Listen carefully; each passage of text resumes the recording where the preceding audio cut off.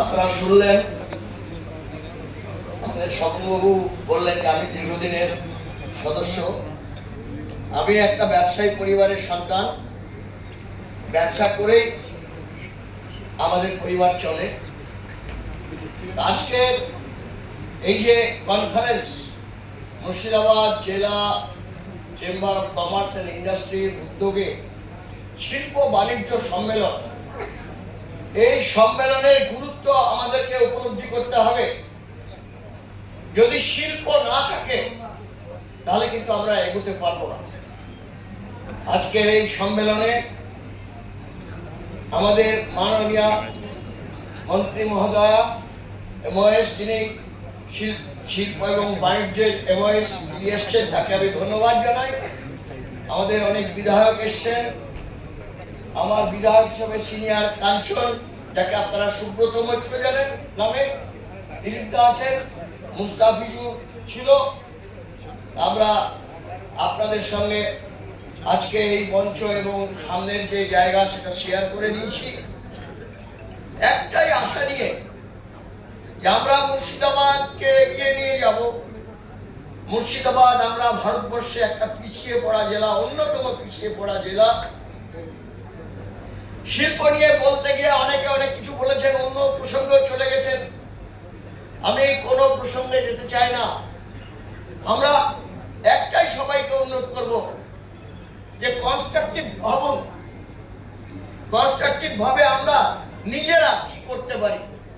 একটা দিন ছিল যখন আমাদের বাঙালি বাড়িতে বিয়ের কথা হতো, তখন আপনারা সবাই একমত হবেন, ছেলে কি করে? ছেলে ব্যবসা করে, একটু নাক কুচকিয়ে উঠত, ব্যবসা করে, তার বাড়িতে বিয়ে দেওয়া যাবে না, সবাই চাকরিজীবী খুঁজতেন।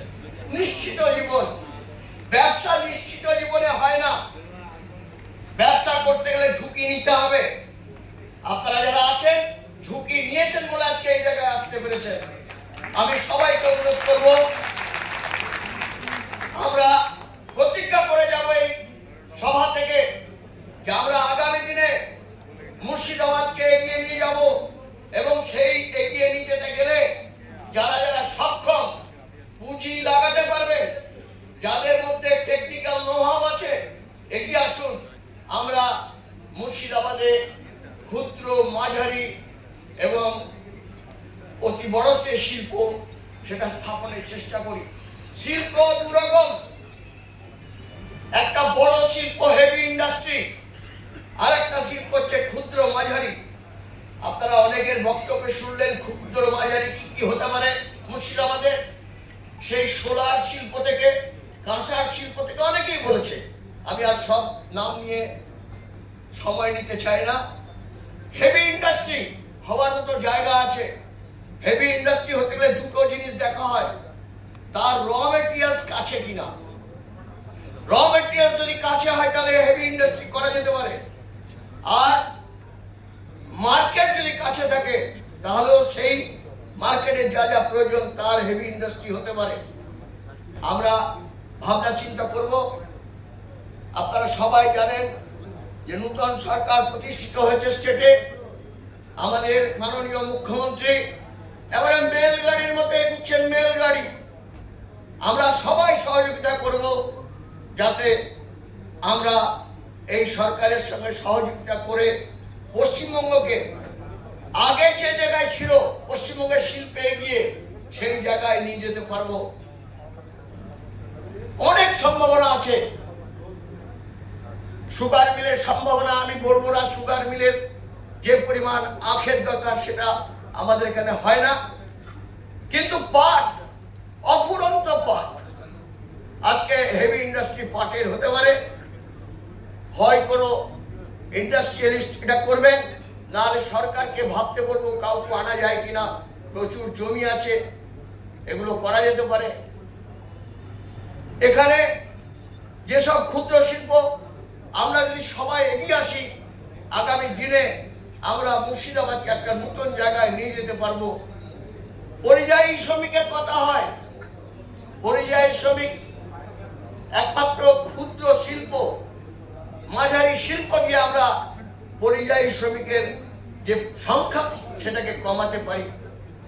আপনি বহরমপুরে সোনার উপর দোকান শুনলেন, আমি বেলডাঙ্গা শহর থেকে হাজারে হাজারে সোনার কারিগর সারা উত্তর ভারতে ছড়িয়ে আছে, এটা কল্পনা করা যায় না।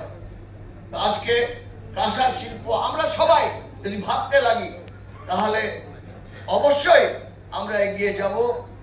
এবং আপনারা এই ব্যবসাদার যারা বাণিজ্য করেন, যারা ব্যবসা করেন, আমরা সংখ্যায় কম নয়, সব কিছুর থেকে আমরা সংখ্যায় বেশি।